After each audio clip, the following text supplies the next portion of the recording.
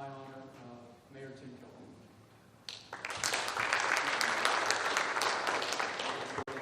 Well, I'm going to keep it really short because we really want to get down to business. And we have a wonderful program, I think, set up and a great way to sort of begin our case study and do it together and come up with what we're all really looking for, of course, is, what are some collective asks we can make from the whole state or the metro area or anything in between to really lift up and close some of those gaps in the criminal justice system. So I just want to thank every institution for being a part of this, whether it's the AG or the DA or the courts or the public defenders or superintendent of insurance or the state police or our legislators or our city councilors. Everyone is here in the room, I think, that we need to actually accomplish our goal. And that's a really good thing. And also refreshing after the pandemic to be able to do some problem solving together. So I want to thank all those entities, but as well as the individuals, right? We know it's going to be a little different each time, whether it's a select senators or commissioners or officers and everything in between. But what I'm going to try and do, and I hope I would ask everyone else to do, is, when the other entities really going through their perspective, I'm here to listen and learn. So I'm going to sit in the back and do exactly that. And I really want to honor the expertise of practitioners who do this every day, or policymakers who literally make policy. So with that, I'm going to hand it over to those of more substance on this issue. David.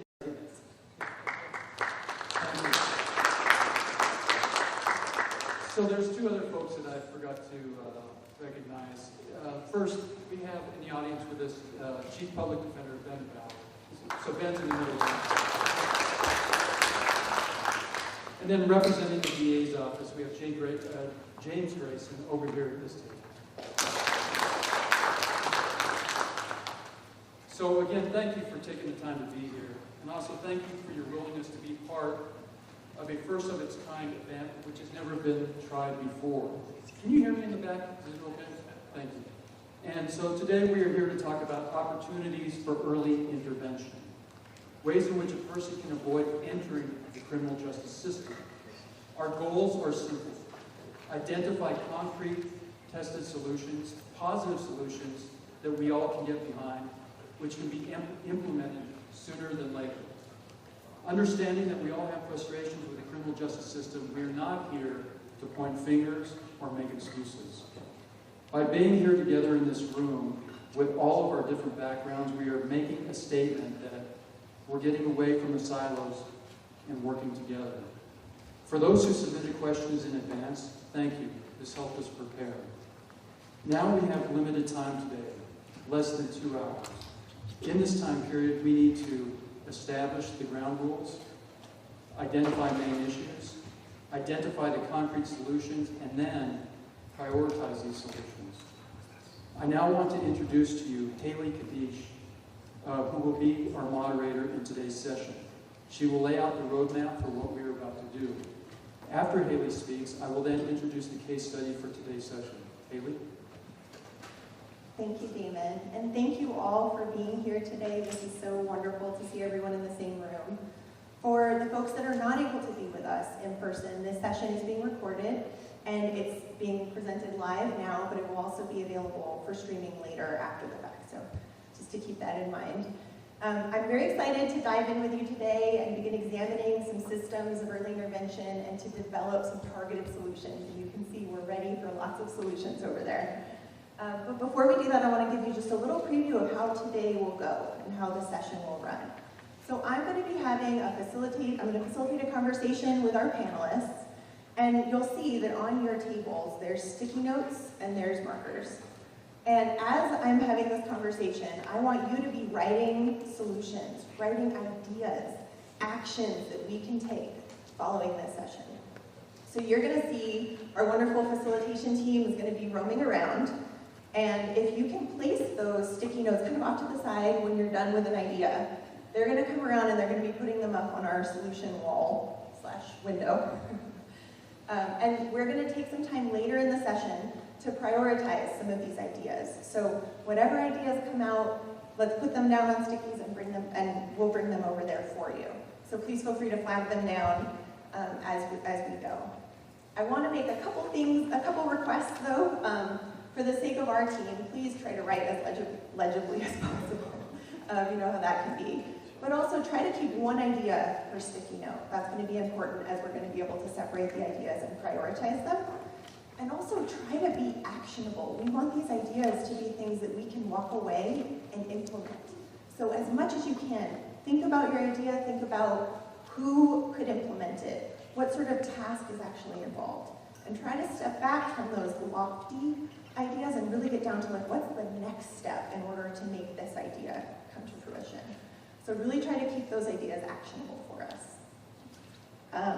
So one last thing, I know a lot of you submitted questions in advance, and I really appreciate that. That really helps with the conversation. If you have additional questions that you would like to ask, I know we're going to be tight on time, but you can mark them on your sticky notes, maybe put question for panel or something on the top, and they'll try to get those to me, and we'll try to get to those today. So if nobody has any questions, I'm going to go ahead and turn it back to Damon. He's going to present the case, and all of our conversations today will be sort of in reference to this case. Thank you. All right, so this is our fact pattern. Kelly is a young adult who has extensive criminal record for petty crimes and is experimenting with different types of illegal drugs and alcohol. Kelly is also beginning to show signs of paranoia and has a home life which is abusive. Kelly is failing school and is in jeopardy of being fired from a part-time job due to erratic behavior. A family member is worried about Kelly and has contacted the authorities. Additionally, Kelly is a new member of a local violent gang. Recently, Kelly's older brother was shot by a rival gang. Okay, thank you, Damon. So that case is intentionally meant to be vague so that it can cover a wide range of scenarios. But a couple things you'll see sort of emerge from that case about Kelly's situation. So we heard that Kelly is engaged in petty crimes, exploring drugs and alcohol, experiencing paranoia. There's mention of abuse in the home, also failing in school, and then there's references to being a member of a gang. So what I want you to do right now, because one of the big opportunities of this type of work is that being in person, we can talk in our groups and get to know some other folks in this same subject. So what I would like to do is spend a couple minutes, and I'm going to ask you at your tables to discuss how your organization might show up for Kelly and intervene with Kelly and interact with Kelly. And this is an opportunity for you to get to know a little bit more about some of the service providers and some of the organizations that might be involved in intervention. So I do also see an opportunity for us to consolidate tables a little bit to do this exercise. So if you're sitting with just one or two people at your table, if you want to group together, and I'm going to give you just a couple minutes, introduce yourselves, get to know each other, and share how might your organization come into contact with Kelly.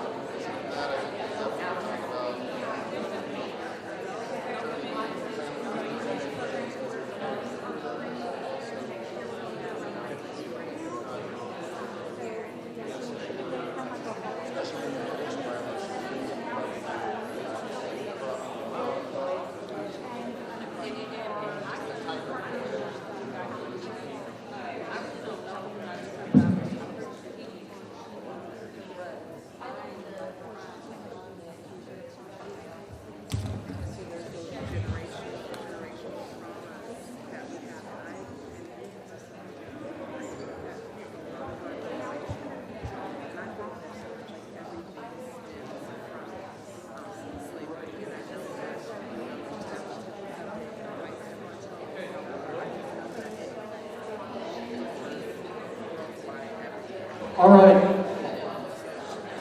So let's get started again if we can. And if I could recognize, since we also have in the back Diego Albuquerque, who is representing Michelle Lujan Grisham's, Governor Michelle Lujan Grisham this afternoon from the governor's office. So let's get started. And oh, there you are. All right, so I'm going to go ahead and let you go back to whatever comfortable table arrangement you were in for the rest of the conversation. But I hope that you got to hear some of the resources and services available in the community now and some ways that intervention could happen. I also now want you to be able to hear from our panelists about the intervention opportunities there. So I'm actually going to start with you, Max. Put him right here for me. Max is from the Disability Rights New Mexico organization.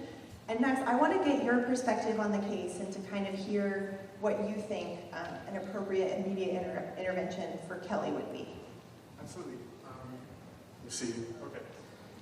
Thank you. So I think at this level, it's important for everyone to recognize that this is, I think, the most critical point. Because if we get it right here, it renders all other steps unnecessary. You don't need other interventions, the specialty courts, probation. You don't need to go that direction if you, so to speak, nip it in the bud here. I don't want to really characterize it that way, but I want to emphasize that I think heavy investment and attention ought to be here. And it's also important to recognize, that individuals' lives are so unique and dynamic, and what is most helpful, I think, is to hear from people with lived experience, who've gone through the system and know, what could have helped them better. And I think that leads me to my first point of, in terms of immediate intervention, is we need to inspire a sense of self-determination in Kelly, for her to take control, for Kelly to turn the ship around on Kelly's terms. And who better to do that than a trauma-informed, certified peer support worker who's well-trained in motivational interviewing, mental health first aid, de-escalation, and who could engage in a discussion with Kelly, one-on-one. So I think that is the most appropriate immediate intervention. And so, the question is, how do you do that? And I think it's important that the community is aware of organizations that have CPSW, Certified Peer Support Workers, and that, as a community, we bolster those organizations, and we know who to call and who can show up and have that discussion. I think there's two parts to that, is educating the public that these are real things. There are people out there who can come and meet and who've been through it, been there, done that, and can relate, and impart, a sense of inspiration to change someone's life. So I see real value in CPSWs, and in my work, they've been of tremendous help to my clients. So my next point that I think is necessary is access to mobile crisis services. And I know we're here with Mariela with the Albuquerque Community Safety Department, and I'm in big support of what she's doing. And one of my asks really is to expand mobile crisis services to be 24/7 and have referrals to be made 24/7. So that way, someone like Kelly, who's in the midst of a crisis, who might have a rapport with their mobile crisis team, could come out and meet Kelly where Kelly's at. Instead of having law enforcement be dispatched and unnecessary escalation of events, and where now we're in the criminal justice system. So an avoidance of that, I think, is very important. And I think, kind of moving on to my last point, we know Kelly is 18. We know Kelly is struggling in school, and Kelly suffers mental illness. It's entirely possible that Kelly could be entitled to special education and related services. A lot of people aren't too aware that people with disabilities may be entitled to a wide array of supports at no cost to, one, help them further themselves for future education, employment, and independent living. And so I think at this point, it's critical to connect the services available at the school level in avoidance of what we call the school to prison pipeline. And you know, especially with Kelly, let's say assuming Kelly is very low income and she's Medicaid eligible, there is a provision in Medicaid called Early Periodic Screening Diagnostic Treatment, which I believe is highly underutilized, which could provide a comprehensive set of services to Kelly at no cost. And so what do we do about this? How can we bolster special education advocacy? One, I think it's an awareness issue, that families and parents and children need to know where to go so they can learn about their rights and learn how to assert them effectively. So I mean, I can list a number of organizations, like Families ASAP, Disability Rights New Mexico, Native American Disability Law Center, and Pegasus Legal Services for Children. So in that regard, if families knew of places to go, just like for peer support workers, to have someone be an advocate. And I think every parent with a child who has disabilities should have access to a special education advocate to be present at meetings with the schools to make sure that the child's rights are protected and that they're getting the services that they need. So I think, what could help is, grant opportunities for special education advocates to have more of a presence in the schools and with the families. I also think training, community training of parents, if there's grant opportunities for organizations to train parents and children how to self-advocate in school settings. And interdepartmental trainings for entities who are connected to the special education world. And this is my last point. I think most importantly, there has to be some coordination and collaboration with the juvenile justice system and the system for young adults, like 18 to 21, who are still in school. For those systems, the school systems and the criminal justice system, to be actively pursuing the idea of eliminating the school to prison pipeline. How can we do that? Well, I think the stakeholders first need to sit down and come up with ideas. And so I would call upon the Bernalillo County Criminal Justice Coordinating Council to create a subcommittee for this very reason. Let's see where those gaps are and how we can fill them. And so we can deflect cases in the delinquency system back to the schools, tether the services and the benefits to the schools, and that way we're avoiding unnecessary incarceration and institutionalization. Well said. Oh, you even got an applause. It's going to be hard to follow. Thank you guys. I thank you for the actionable items too, as I was listening, thinking about what people could be writing as potential solutions and what I hope facilitators are capturing from the conversation. A lot of really immediate action items. So I want to open it up for probably a very different perspective. So Lieutenant Bartlett is our uniform panel. Yeah, get him a mic. So Lieutenant, I understand that you are actually a mental health professional and a law enforcement officer, so I'm curious to get your perspective on Kelly's situation and how you might interact with individuals in Kelly's situation. Sure. Can everyone hear me? Okay, all right.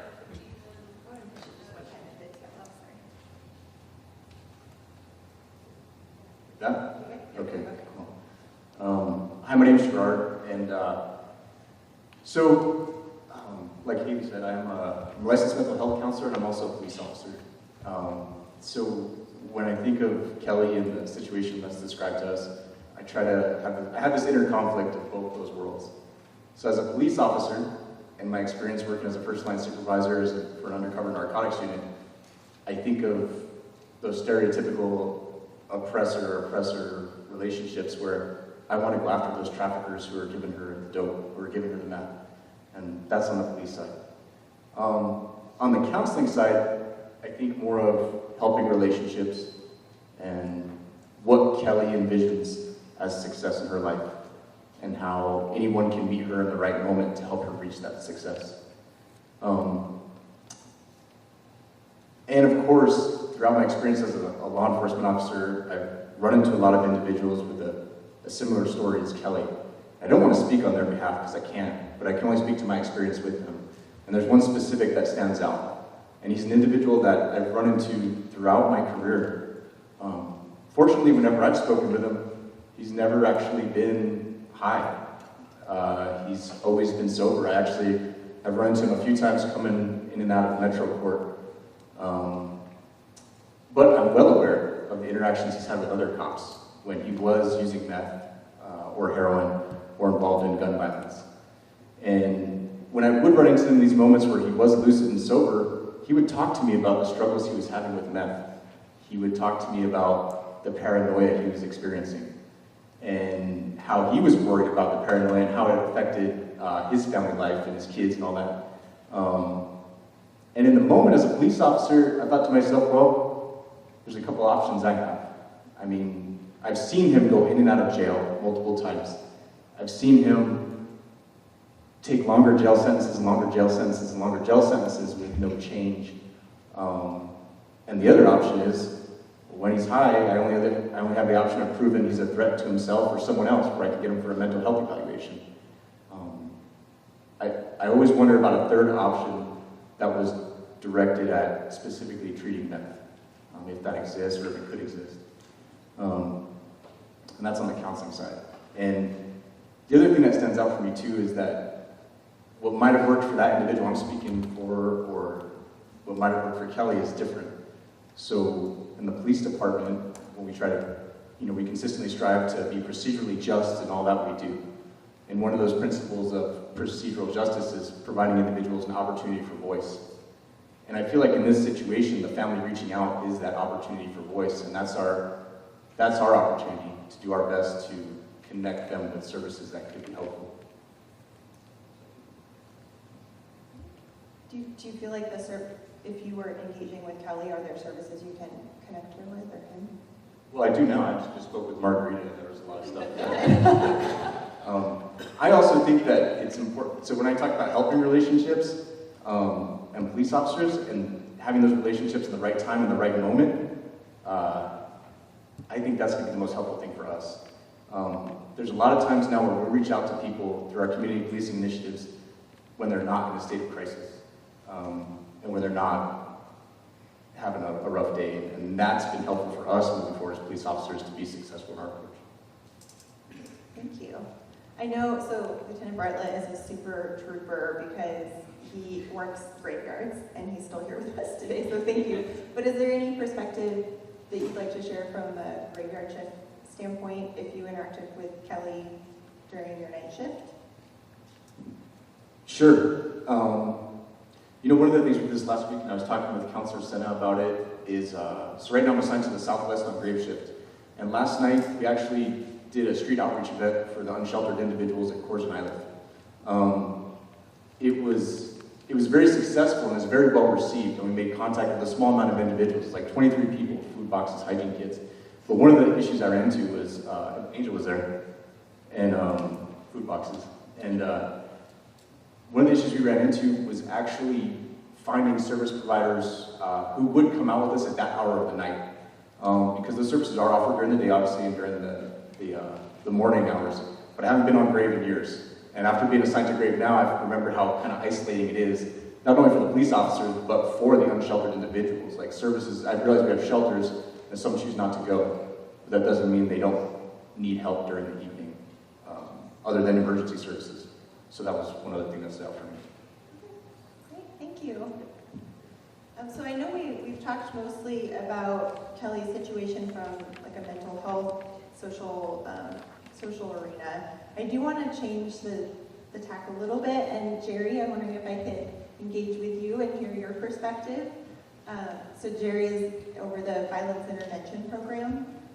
So how might your services help Kelly, or how might you get involved with Kelly?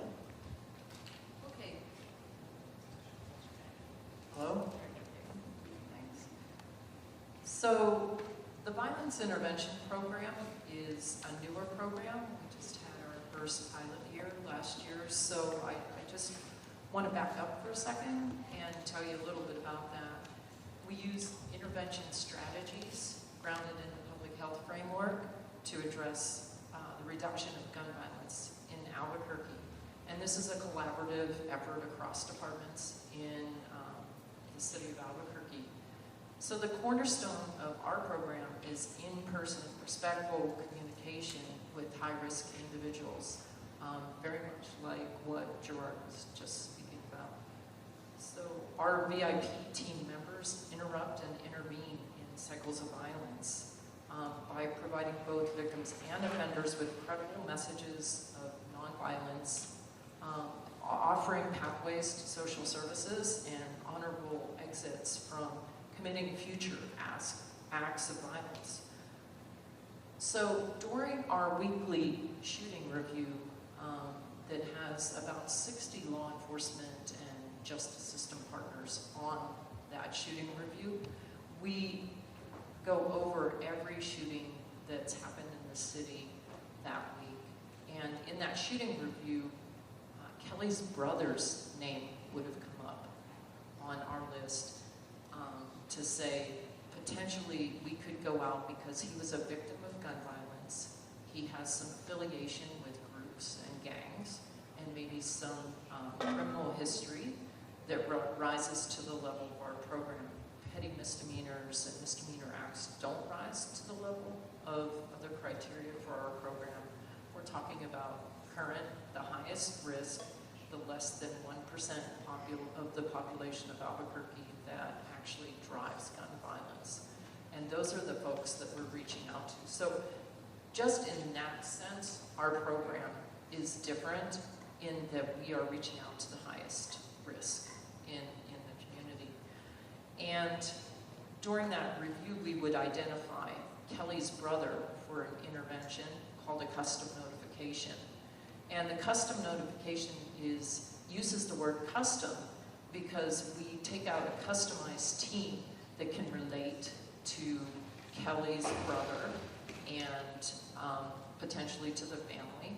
And that would include a police officer, someone like Lieutenant Bartlett, as well as Angel Garcia, who is with our program. We're so lucky to have him. He has lived experience. He came to us from Los Angeles, and he is a peer advocate, a peer coach, a peer mentor, and a social services coordinator. And we would also take community-based agencies out that we think are appropriate for that age of Kelly's brother, the experiences that Kelly's brother has had, and we think about gender equity, we think about culturally responsive when we put together the team for these custom notifications. So that's really important. I just wanted to kind of outline that so much intention goes into our visits with folks, and they are consensual. So if we get there and Kelly's brother says, go away, we go away, but we really don't get that. People really do want to talk to people about their experiences. And so with Kelly's brother, in this case scenario, we would have intervened with him when he was shot. And very much like Max Kaufman said, we have to intervene in that critical time when Kelly's brother is kind of rethinking things in that moment. I've just been shot. I don't want to continue in this lifestyle. And he might also be thinking about retaliation. Or maybe he's not, but he knows his friends are. And so that's the cycle of violence that we're going to try and intervene in. And so what we offer in those few minutes of that person's life is, and it's usually about 20 to 30 minutes, are those messages of, we really want to help you so that you're not a victim again, so that you don't end up dead, so that you don't end up back in jail, and you can be here with your family, with your friends, and live a normal life. So, most of our services they center around critical stabilization. They center around like trauma-informed care for someone who's just dealt with the loss. If Kelly's brother was paralyzed, there would be a lot of grief and trauma from that. And there may be huge impacts to Kelly's brother's family. And those type of violent, traumatic experiences then impact people like Kelly, who are kind of privy and, just right there when things like that happen.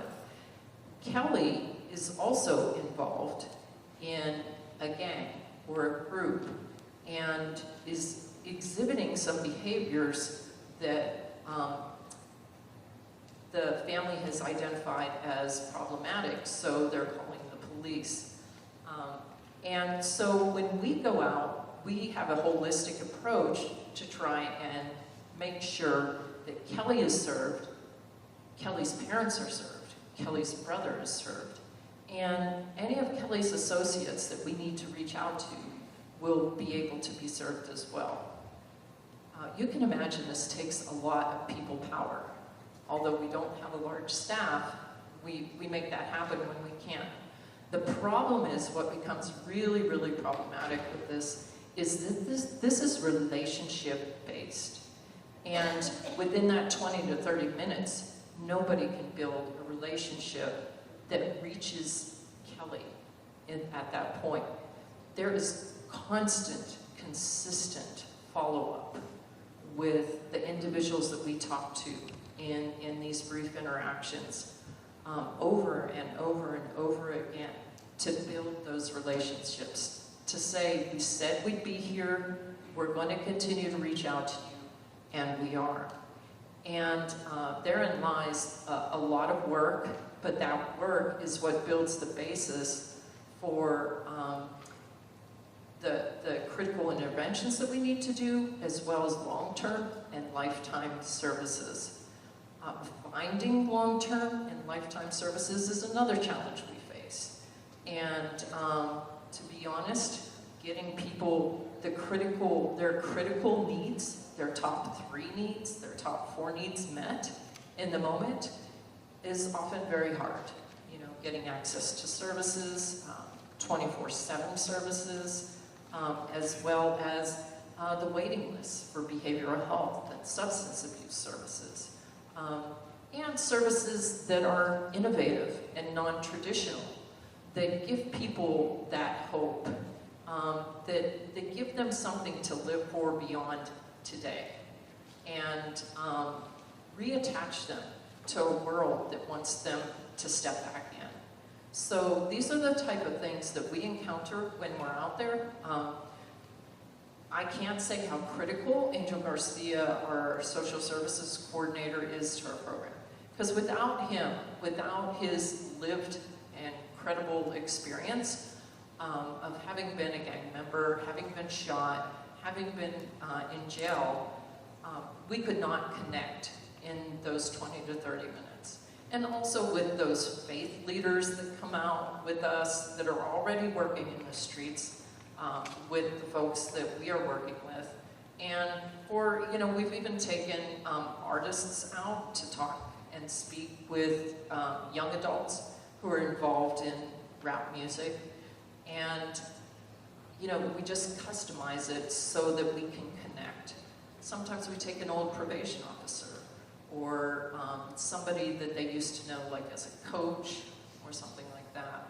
Sometimes we don't find them, but we find their parents or grandparents or an aunt or uncle, and then they connect us to them. So this is hard work. It takes a lot of relationship building, but it's worth it if we can get out there and make that happen and be consistent with the follow-up. Thank you, Jerry. So I heard you talk about the program and what you're currently providing, but are there any longer-term goals or directions that you would want to go? Do you have any priorities for longer-term efforts to reduce gun violence? So you can look at gun violence reduction in kind of 3 phases. So there's that very short term, we need to reduce gun violence. The police handle a lot of that.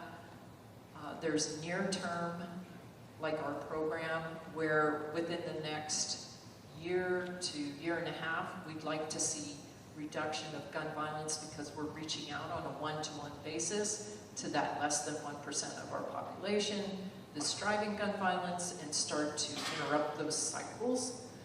And then there's the longer term pieces where we're building systems of care that, again, have that long-term services and lifetime services for people to, those individuals to continue to stay out of those cycles of violence throughout their entire lives.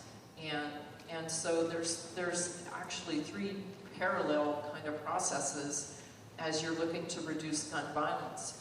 And if we thought that it would be easy, well, no, we would have already solved that. We all know, and I've heard the police actually say this many, many times, that we can't arrest our way out of gun violence, but we have to, there has to be other things that we can do. And I can tell you that so many people in the police department that I work with are very much behind this program and are coming to rely on us going out to folks and actually working with them so that retaliation is tamped down, the heat in the street is tamped down, and that the police can do their work and the social service agencies can get theirs done as well. Great, thank you, Jerry. So we've heard from some of the key service providers on the city side of intervention services, but I want to bring you into the conversation, Margarita, as well. You're from the county and definitely a key service provider. So what sort of services would the county have available, intervention services, for Kelly in this situation?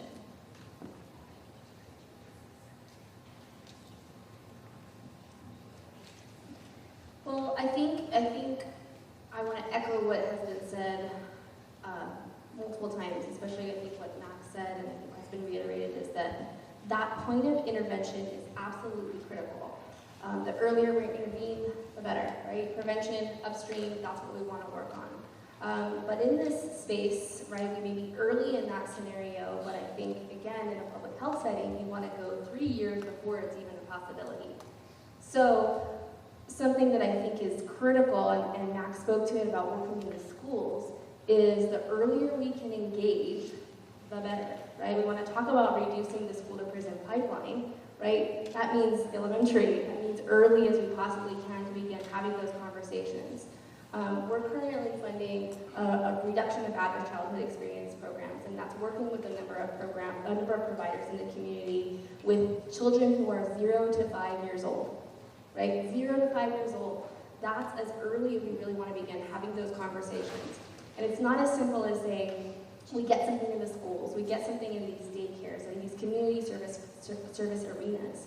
But we have to provide opportunities for families to be supported, for the families themselves to be supported so that then they can support their children to be successful, right?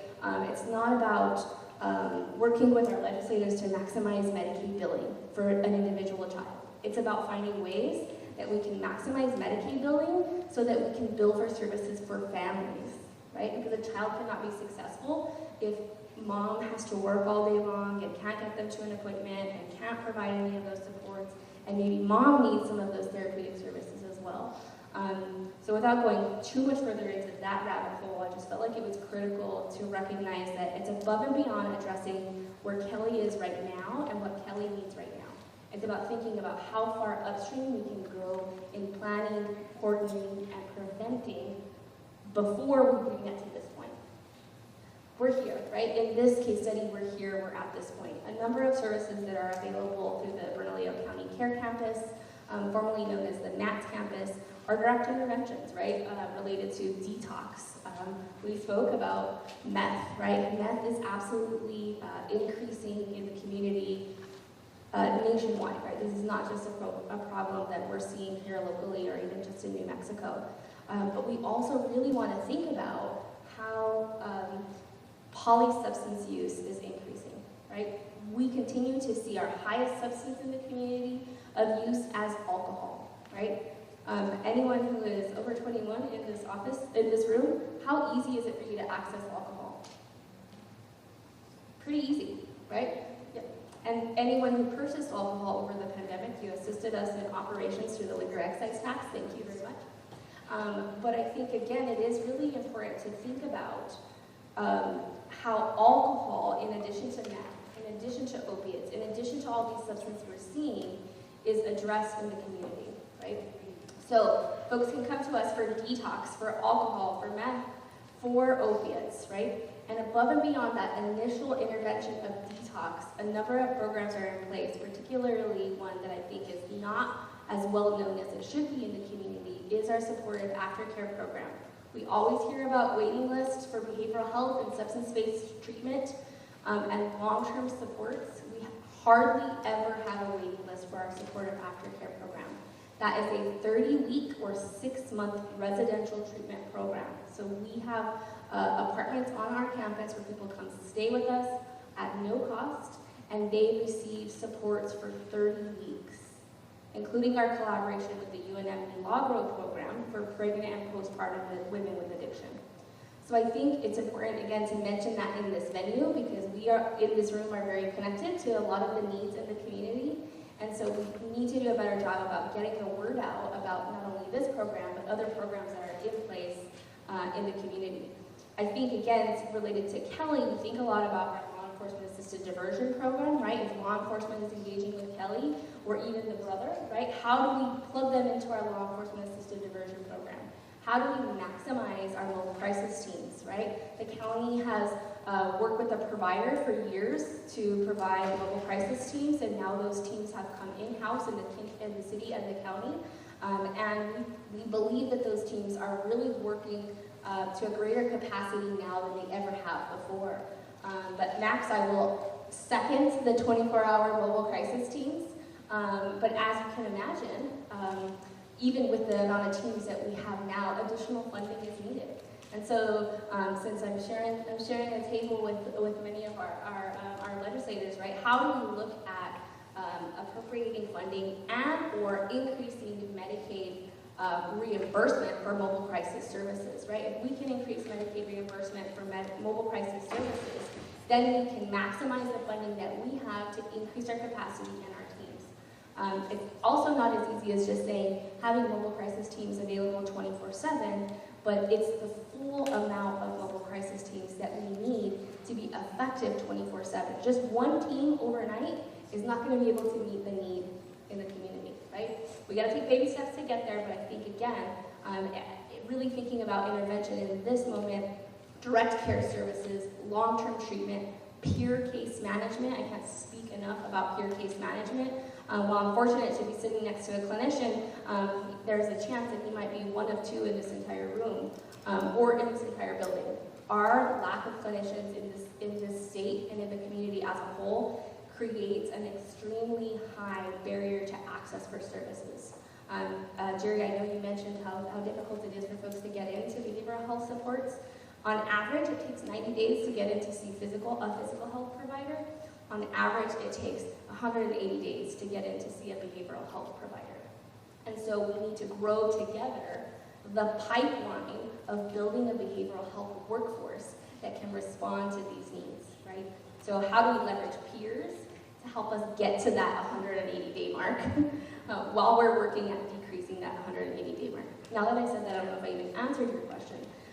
But I think, again, there's always a lot of work to do. We've been fortunate in the county to be able to build some of that system with our partners at the city. Actually see some of our providers at Crossroads and Serenity Mesa here in the room with us, because, again, it really does take a village for us to be able to provide these wraparound services for families and the clients themselves to be successful. Great, thank you, Margarita. So I do want to also open it up to, you had mentioned the services that Mariela's team is providing. So Mariela, can you briefly tell us a little bit about ACS and then also some of the resources opportunities you see in the future for your organization. Sure. Hi, everybody. My name is Maria Laura Santel. I'm the director of the Community Safety Department. This is a brand new and we think innovative department that is really reimagining what public safety looks like. Right? We know that not every 911 call needs a badge or a gun when you respond. It needs potentially social workers, community health workers, peer support workers, and somebody who can really assess and connect them to the right types of services that might save their life and hopefully break that cycle that we're talking about. We're using a public health model to make sure that we send trained professionals. So we are actually just finishing our first cohort. Most of those folks do have lived experiences. Most of those individuals have backgrounds in certified peer support workers, community health workers, social workers, and counselor backgrounds. So we're very excited about that. And these trained professionals will be going out to nonviolent calls, specifically around homelessness, addiction, and behavioral health. But additionally, we know that that's not just the calls we get, right? We can start to decriminalize and pull back police so that they can really, right, we can actually send them to much higher acuity and those violent crimes that we know need to be handled. And we can actually make more of an impression and spend that quality time with individuals to really try to make that long-term impact. And like Jerry said, 30 minutes isn't enough. We got to do the outreach. We got to do the intervention. We got to do the follow-up. We are also training people to be able to go out to those other non-behavioral health calls, such as abandoned vehicles and needle pickups. These are things that, again, do not require officer time. Lastly, we are working very diligently to really try to uplift community. One of the things we know is that this new type of response that we're seeing nationwide will be able to do a lot, but it's not as important as uplifting and giving that community, right, that voice to be able to say, this is what we need for our community and this is how we want to do it. So I know lots of people love to bring up Cahoots. It's a major program. We've definitely taken pieces from it, but Cahoots is different than Albuquerque, right? It's a much different population, and we really needed to make this department something that was suited for Albuquerque. So Kelly is probably going to be our, Kelly is the story I think we all know. Kelly's maybe our sister, our brother, our cousins. It's the story I hear every day from families. And interesting enough, as we talk about Kelly's story, similarly to Margarita, there's this piece that was like, she's clearly already showing signs, petty crimes, whatever that might be.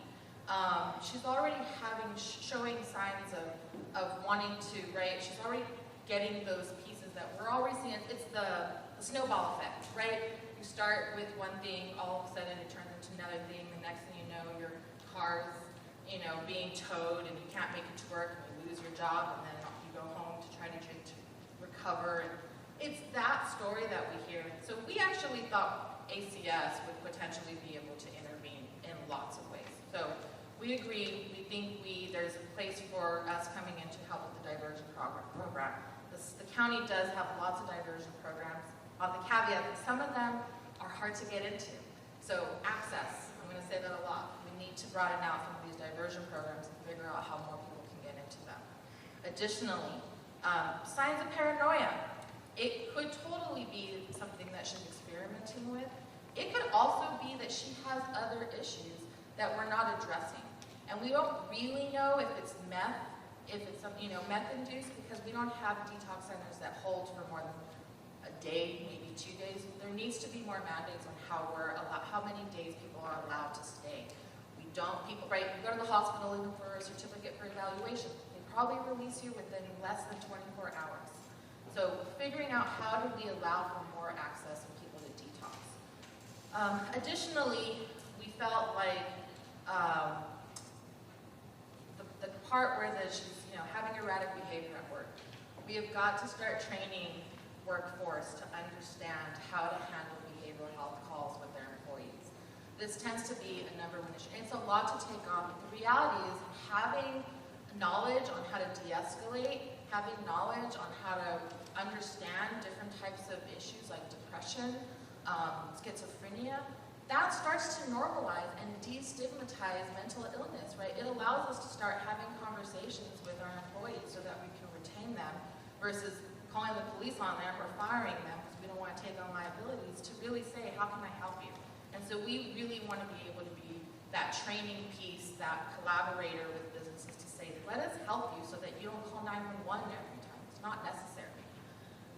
And then definitely the school to jail pipeline, we definitely think that as a social worker myself, we got to start figuring out how to kind of boost those efforts when it comes to our schools of social work, our schools of counseling. There's not enough well-paid jobs out there for these folks, guys, and so they end up taking other types of jobs, and we've got to start figuring out how to put more funding into that. And then lastly, which is the part that I see the most in the community, and that even my own personal family experiences when it comes to people experiencing addiction, experiencing gang violence, or is that the family gets stuck, right? The family ends up having this after feeling that's like, what did I do? How do I make this better? You know, what did I do to screw this up so severely? How do I help? And a lot of times, they just don't have the answers. And so they're left with their own trauma and then potentially the trauma from that individual who's now come through, right? It's like a tornado if you've ever experienced. It's like they come in, they do what they need to do, and then they come out and you're kind of left in the shock. And we see it with overdose, people who, you know, walk in on their own children who have overdosed, and then they're left to kind of pick up pieces. So how do we support families similarly? How do we support the community? How do we start to figure out, as a community, not us telling them, how do we heal together? How do we start asking for, right? All of these amazing, which I want to say, all of the folks that have spoken so much, all have been kind of saying the same thing, right? How do we start figuring out how to boost, how to make some of these different types of rehab centers, a triage center, that doesn't exist here. We don't have, and the county's really great at with their sobering center, but sometimes it is at capacity, or there's requirements that we can't take people. We have to create more access for people to have beds. We need to have more opportunities for them to have just that long-term care. And Medicaid's a barrier, restrictions are a barrier.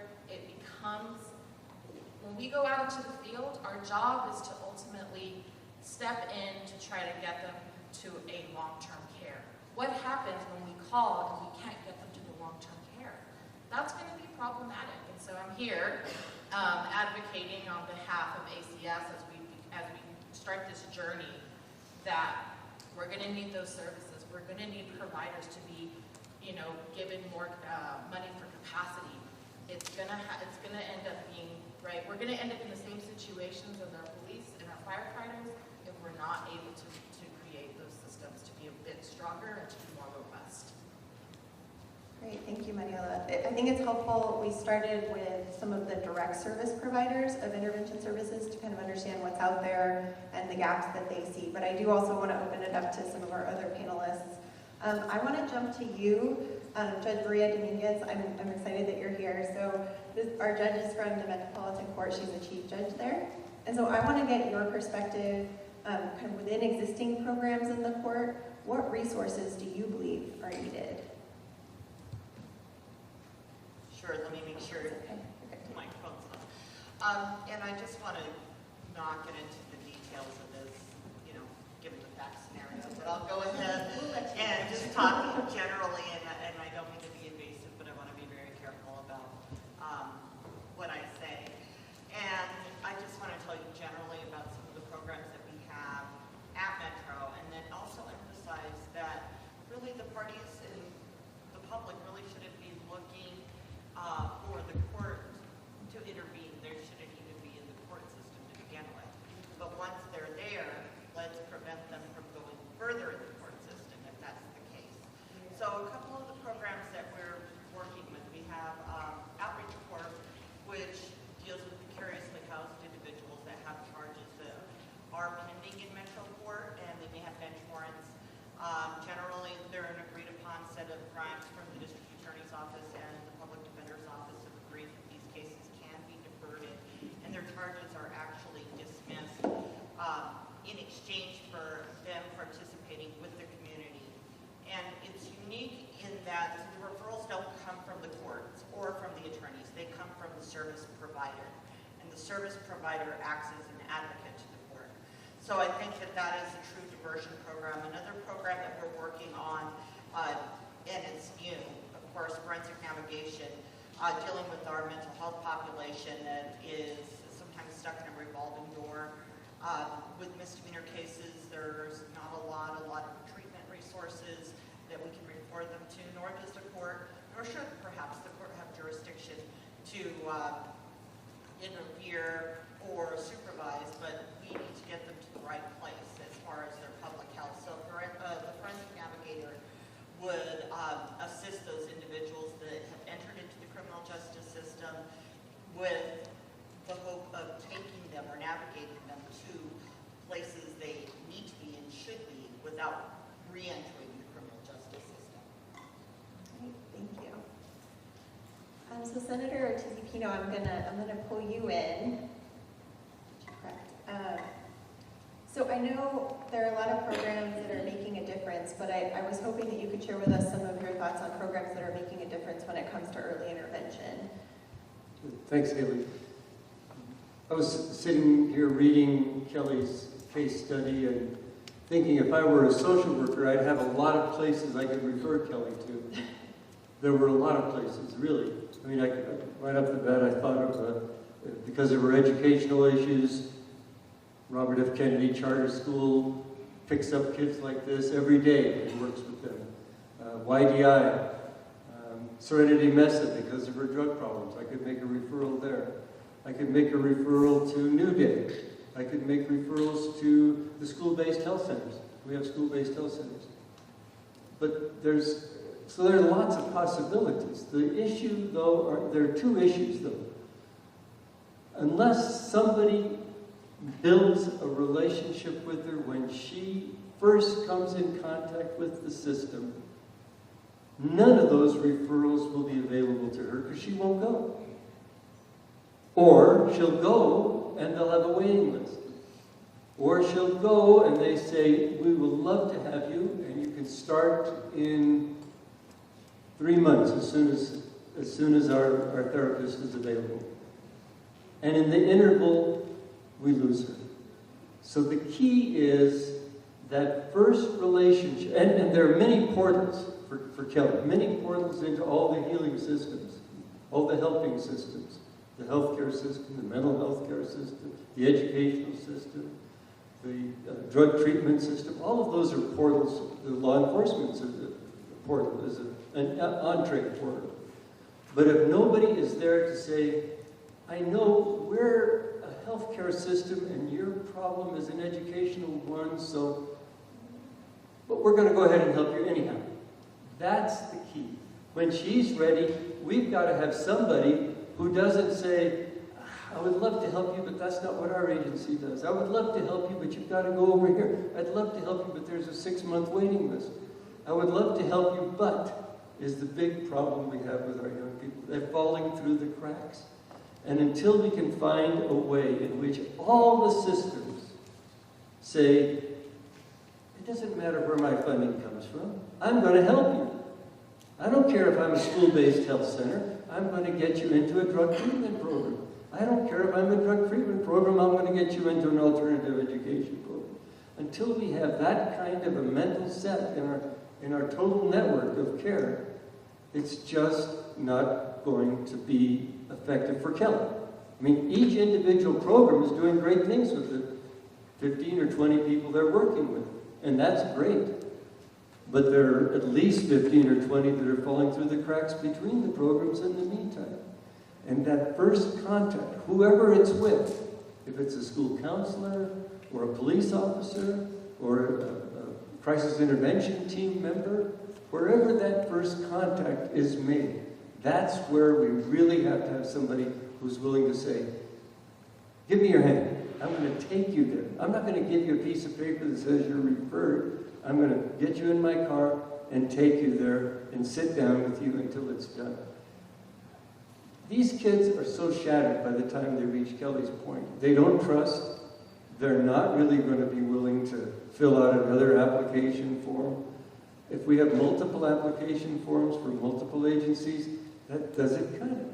We've got to have some system that gets help to the people when they're ready for help.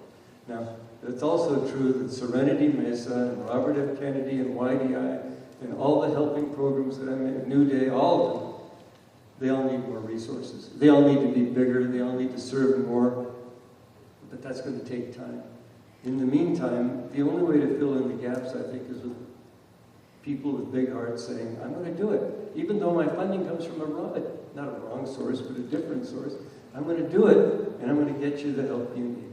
And the school-based health centers are a terrific resource, but if the kid's not going to school, and YDI is a terrific resource, but La Placita Institute is a terrific resource for certain kids.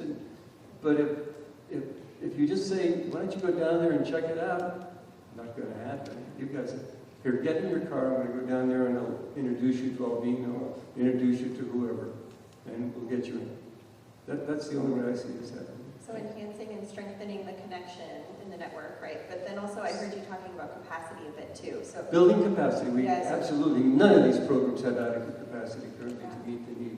But and that's on us as legislators, we've got to find the resources. So yeah, in the vein of coming up with actionable solutions, please feel free if you want to share any of your proposed solutions, or we also have stickies for all of you that you can be putting some up there because we'll review them. Thanks, Amy. Great, thank you, Steve. So I'm going to bring it over close to me, to Jennifer Barilla. I want to get the Public Defender's Office perspective. So from the Public Defender's perspective, what kind of gaps and opportunities do you see?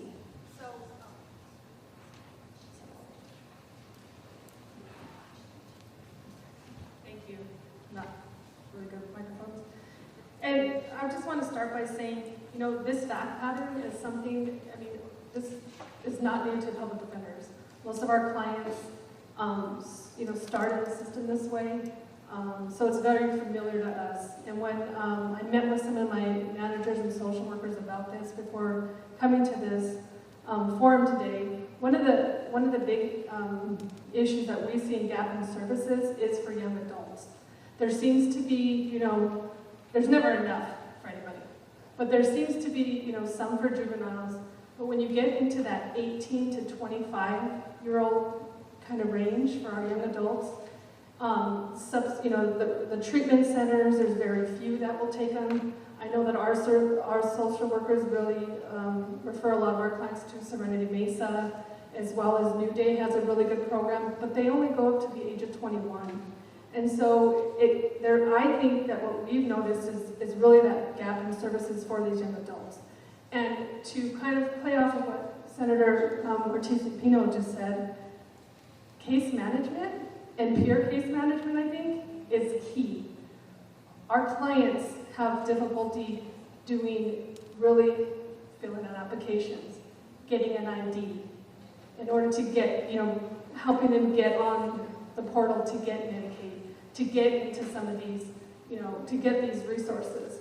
And I really noticed that when I started working with the LEAD program several years ago as one of the members of LEAD, and they do have extremely good case managers, taking them to court, calling our office to get services. And I think that is something that, quite honestly, I didn't really realize and I've been doing this work for several years in this county, that is so critical for our clients, is the case management. The peer case managers, I think, are actually even better because they relate to our clients. And our clients need people who they trust, right? And Kelly needs somebody who she trusts. And I think the peer case managers can take, you know, help them with the applications, take them to these places, go get them the IDs. And I think that's critical, as well as putting more services into programs like New Day, who have classes, you know, they help the young adults with, you know, substance abuse, somewhere to live. In this case, you know, in this case right here, it says that Kelly may be, you know, suffering abuse at home. Well, we need to get her out of the home, right? But finding somewhere to live for young adults is extremely hard as well. But the other thing that New Day does really well also is they offer life skills. And a lot of what, you know, our clients and Kelly are lacking are those basic life skills. And, you know, they have small classes for them. So, I mean, I agree with many people on this panel that we need to focus, need to have more peer case management and more funding or more programs like Serenity Mesa and New Day and YDI and other, I'm sure there's other programs that I'm not mentioning today, but that is critical, especially at this stage. We don't have, as public defenders, a lot of interaction at this stage with, you know, this early intervention. We may have met Kelly, you know, in Metro Court when she had some petty crimes, maybe if she had juvenile history. But I do agree, this is the most critical time and where we need to put resources into to stop the progression of Kelly entering the criminal justice system and getting more entangled in that system and, you know, having to jump through more hoops to get the help that she definitely needs. Great, thank you. Thank you for all those solutions too, that's great. I'm going to move to Representative Maestas. Can you reach one of those mics? So I know you have a lot of history in community policing. I'm curious your perspective on Kelly's situation and any recommendations that you might want to share. No, thank you. I look forward to reading all the sticky notes, but just a lot of things going through my mind because, you know, he or she, you know, I'll say he, but anyway, the petty crimes, how does this town deal with petty crimes? When we're talking about petty crimes, we're not talking about jaywalking or not changing your address on your license. We actually took those off the books. Those were arrestable offenses. So I'm thinking maybe they're shoplifting, maybe they're disorderly conduct or something like that. How did this town deal with those petty crimes? Was that person held accountable in some shape or fashion? Were they offered some type of programming or some type of soft probation in that first 2-3 months from the date of incident? It's critical to deal with it, you know, in immediacy. But I mean, illegal drugs, alcohol, paranoia, being in an abusive household or an abusive relationship, that's unfortunately quite common. We've never really delved in at the state level at curriculum, you know, at curriculum. Obviously, the best intervention is this exciting time of building out a fully functional universal early childhood educational system, and hopefully we'll fully fund it with the constitutional amendment next year. But in the curriculum, we don't, those life skills that were mentioned, we don't learn in high school about how to deal with loss, you know, how to deal with ending a relationship in a healthy way, how to deal with the signs of drug addiction, alcoholism, what that does to the brain, and how the brain craves the drugs or whatever. Dealing with abusive relationships and how to see the red flags early on in an abusive relationship, whether it's violent or not. I think the school officials have a duty and a responsibility to try to intervene, but her boss does not. Maybe, you know, I think we're at a place, our community is tight-knit enough so that maybe the boss, whether he fires her or not, deals with signs that are seen at work, showing up late or disheveled or whatever. And then what services did Kelly receive as a victim of a crime? Even though he wasn't shot, his brother was. You know, I don't know if it was lethal or not, but what services were available so that they're not, or that Kelly's not apt to seek revenge, but is dealing with that in a much more healthy environment. But as long as he's dealing in, you know, delving into legal drugs and hanging out with gang involvement, he'll get more and more alienated from non-drug using friends, family, society, and the next interaction with the criminal justice system will put him in district court. And, you know, if someone's hurt, and in the state system, and rightfully so. So yeah, this is a key moment in time. So anyway, what we can do is we try to keep really good stats on the programs, see which programs work, which ones don't. You know, 5-6 years ago, we were scrambling for dollars. Now we don't have that problem. We have another one. We have a wonderful problem where we have more money than we know what to do with. And so we're trying to encourage all of these programs that work to build out capacity and fully fund them. There was a hearing a couple days ago where we fund these programs at the state level, and then they're not at capacity, or they're serving 75% of the folks that they meant to serve. It's difficult for some of my colleagues to increase funding for that scenario.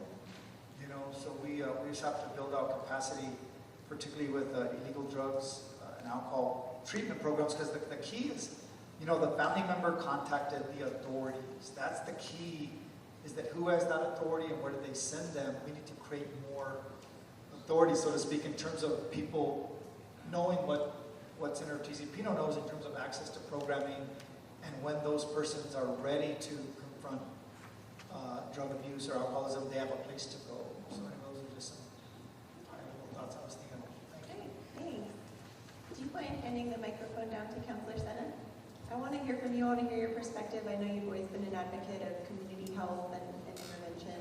What is your perspective on Kelly's situation and some recommendations or solutions that you see? Yeah, thank you. And I first just want to acknowledge, you know, who is in this room and really who is not. I know that it is so important to realize and think about the success of not just this initiative, but for individuals like Kelly. And I don't know if it was just by hapstance, but Kelly should be sitting here and telling us how the system has failed them. And to also note that to really think about this case study as to what's not even mentioned. You know, we have the presumptions of their gender, but it's not there unless I'm missing something. And why that actually matters to me, and why it matters to what early intervention means. We also don't know the demographics or the history of Kelly. And why that's important is understanding the trauma that has been impacted, not just to Kelly, but Kelly's family. That's what early intervention can really mean. And to think about if Kelly were here and we're only making our own best presumptions of what we could be doing, but really understanding and reaching out, and that's kind of where my input would come in, is to reach out to individuals like Kelly to bring them to this table. Yeah. But aside from that, really understanding the systemic barriers, we make the presumptions that Kelly and Kelly's family is in Medicaid because based on, you know, the facts that were presented to us that Kelly's going through school and having to work part-time. So understanding that, why is that? That the poverty or the health care that the individuals and the families are facing, whether they do qualify or are in Medicaid, and if they don't, how can we give them access to greater health care, or to food access, or housing insecurities? Because whether Kelly has engaged in these petty crimes, as Representative Maestas was noting, why is that? Were they shoplifting because they were food insecure? Were they trespassing because they didn't have housing? Because so they had to sleep on the streets. So we have to really think about what does early intervention really mean. And it was said before on this panel, it's long before this has actually occurred. And it's also reaching out to our schools, to our community coordinators, and understanding and saying, what have you seen? It's not just what our perception is, but what is it that you've encountered with Kelly? Are they facing food insecurity? Are they dealing with a lot of this trauma because they are having an abusive home? And why is that exactly? To pull that back and think about how we can make an intervention at that point, but more importantly, early on. So I just wanted to make sure and really, you know, again, this is not an opportunity to point fingers, but really to take an overall step back to think about what Kelly and Kelly's family is going through. Why is it that they have chosen to, or not, to be affiliated with this gang? It's really to address those early symptoms if they're facing housing insecurity, food insecurity, the trauma of being in an abusive home, and also thinking of other system barriers, whether it's, you know, sexual assault or domestic violence that they're facing and that type of trauma that they're having, but also thinking of what other systemic barriers, such as systemic racism or their lack of access to quality health care, So, assuming that they qualify for Medicaid is the first assumption, just because Kelly is having to have a part-time job to begin with. And I think it's really important, too, is having, for all of us to understand, just having that emotional intelligence to step back and be humble about what we don't know and what our presumptions are within this case. So with that being said, I think that for me as a city councilor, the best way that we can press forward is actually making the evaluations of what is the barrier to Kelly having housing or food insecurity or lack of access to health care. And why is it that we all can relate to Kelly because we know a family member, and thinking about that trauma that's not just on Kelly, but overall community and friends and family, and also of the employer who's concerned, and understanding why that family member reached out to authorities.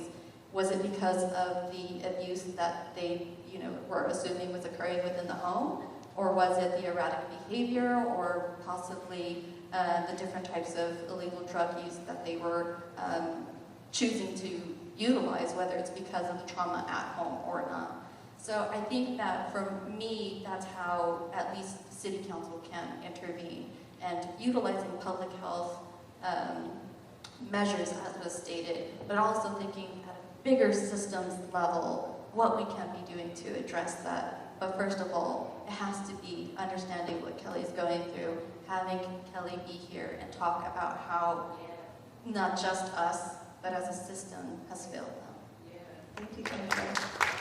And I saw a lot of solutions going on the board as you were speaking, so really great perspective to have in the room. Thank you. So I'm running out of time, but we only have one more panelist. I wanted to make sure everybody got a chance to speak. So I'm gonna finish with Senator Lopez. And I would love to hear, you've been such an advocate of children and domestic violence, sexual assault survivors in the legislature. I'd love to hear your perspective on some of the intervention strategies that might work. Well, thank you for the opportunity. And if I could just start, ditto, ditto, ditto, ditto, ditto, ditto, ditto. As a policymaker, it's sometimes easy for us to come forward and say, this is what needs to happen, this is when it needs to happen, etc. But it all sometimes relates back to personal experience. And many of you know my 9-year-old. She's Mahita, she's my daughter. She has been my teacher. She comes from a family that could be Kelly. And what I have learned through her eyes and what I've experienced is very personal. And we talk about what could happen to Kelly. Well, it happened to her mom. And what she has witnessed is part of the ACEs that we all have heard about, right? At some point in time, and as adverse childhood experiences. But what I would venture to say is similar to what, again, ditto, but what Councilor Sena was saying too, is we have to even take a step further back. Grateful that this family member reported.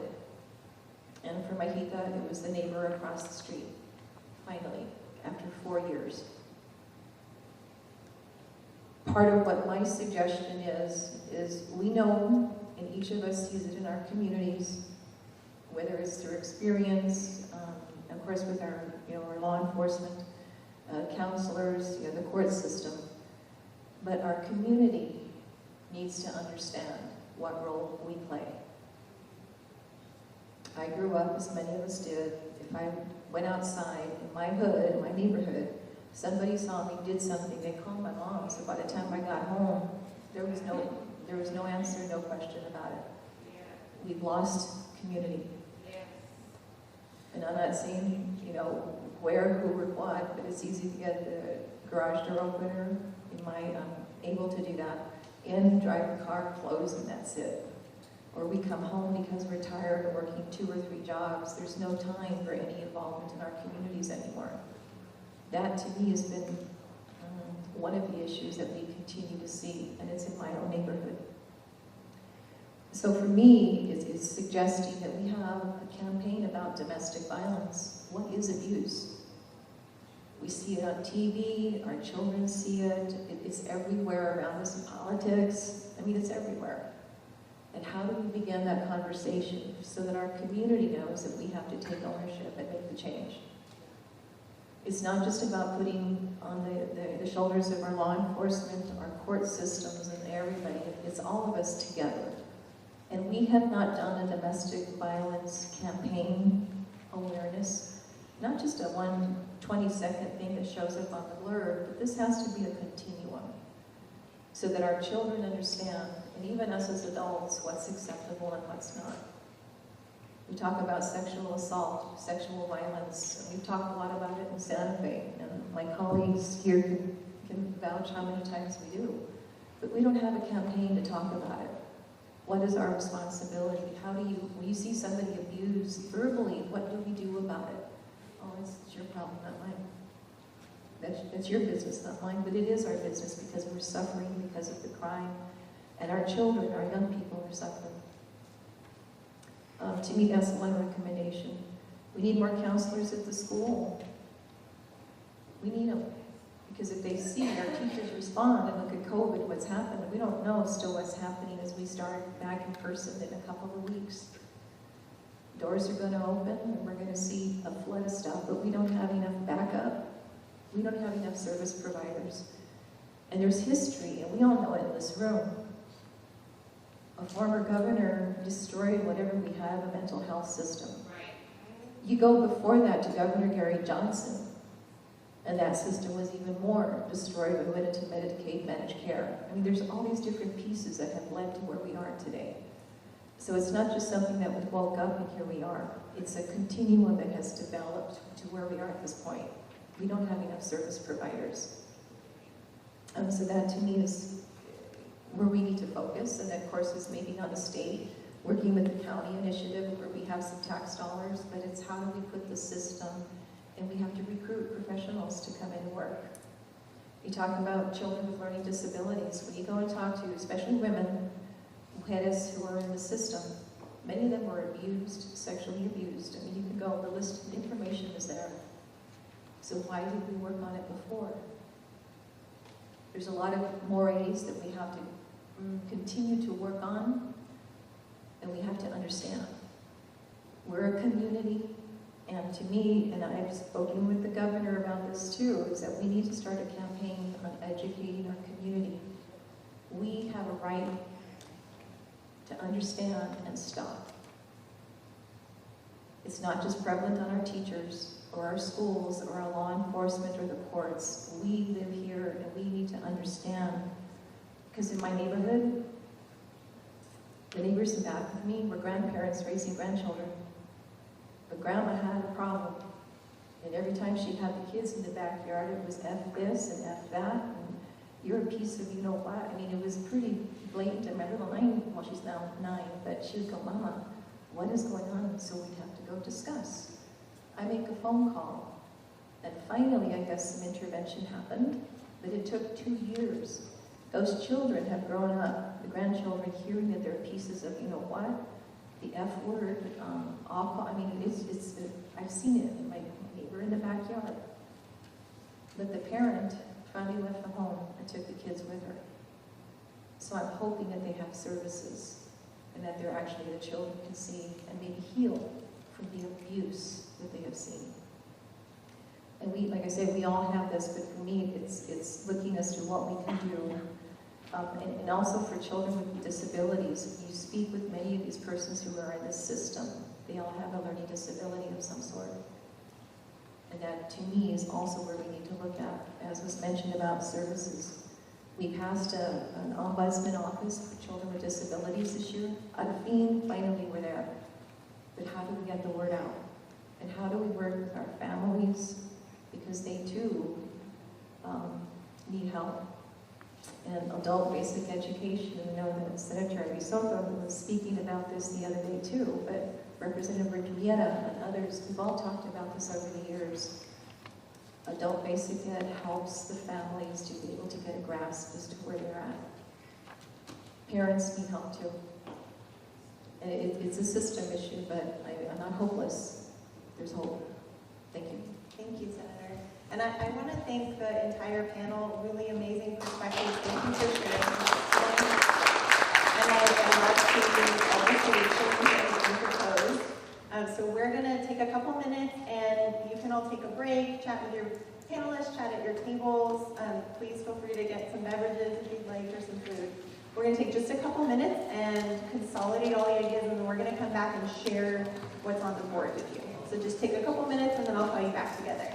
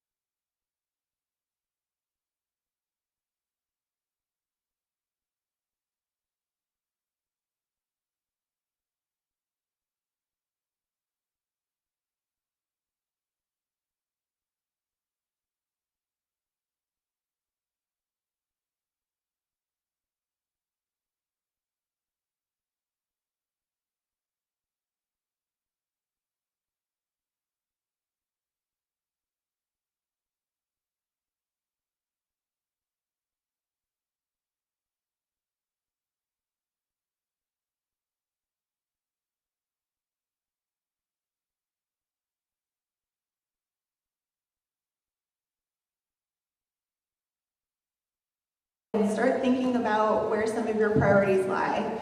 And then we're going to close the session out and let you spend the rest of your time, whatever time you have available, actually putting your dots where your priorities are. And then after the session, we'll share out the ideas that had the most consensus coming out of this session. So I'm going to turn it over to you, Maria, to share some of the themes. So, thank you all for taking the time to write it out. And it's not too late if you come up to put your dot and you think something is actually missing after you look at all of the input. We have a couple extra sheets up here. So, I'm sure you can anticipate how hard it is to go thematic, but not too general.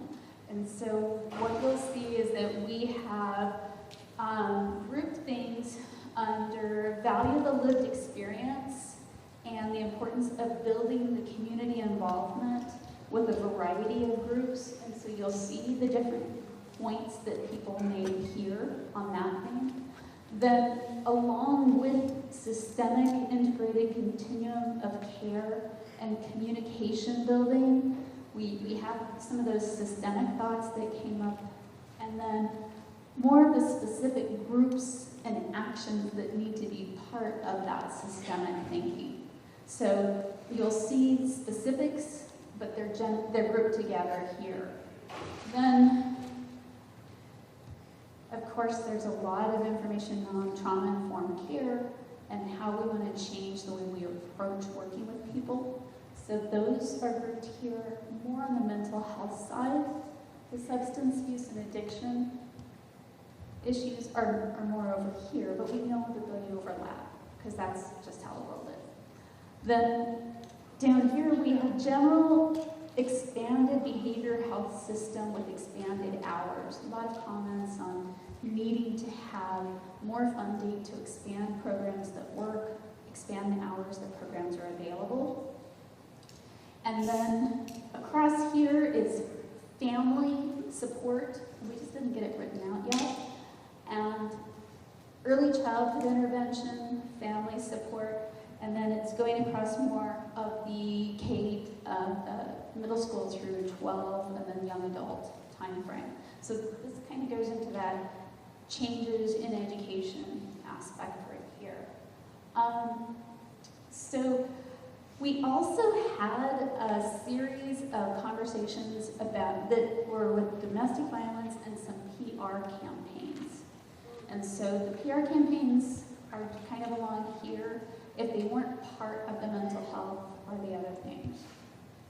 And then we had one comment that if you decide it should go in one of the other things, it was specific to foster care families and increasing funding for them that didn't quite fit in one of the other systems that we were looking at in our heads, but we're happy to move it over to that. Okay, when you come up, just say it. All right, so this isn't mine, this is yours, and so we can rearrange and adjust if we didn't get your thinking right in how we put it up here. So you got your dots, just come on up, take a look, and if I put something in the wrong place, just educate me, please, and we'll get it moved to the right space. Is there a way to just address something really, really quick? Stacey Burleson of Women in Leadership is in the building and should absolutely be on the panel. One of the things that's happening in front of me right now is a Black woman and a Black Kenyan that's been born and raised here. I've been here for 34 years, and to know that I know Kelly, and to know that I don't have to question the demographic, and to know that I don't have to question the background, and to see that again, it's that school, but why are all the Black folks sitting together at the tables? So one of the things that's happening in front of me is one of the big disservices that continue to perpetuate. So I implore this panel and whoever arranged this to please go where the Black women are and find us and get us there, because we're healing our communities in a kitchen table way, in the CPSW kind of way, and intersectionality is all through this. And one of the ways that we heal our communities is making sure that these people, specifically Stacey Burleson of Women in Leadership, who helps former incarcerated women re-enter into the field and into their families. Like there's just, I love what we said, but we're missing so much with us sitting back here. So the only thing I offer is the next time we have a panel, please put a black person up there, please. And we do have 3 more panels. Any other feedback about the session? This is the first time we've tried something like this. And please come speak with us after. We're all ears. We're doing 3 additional sessions on different aspects of the process, and we're going to follow this case through those other sessions to get more ideas about different portions of the process. So please come talk to us after. And then everyone, please go vote. Please share your priorities with us.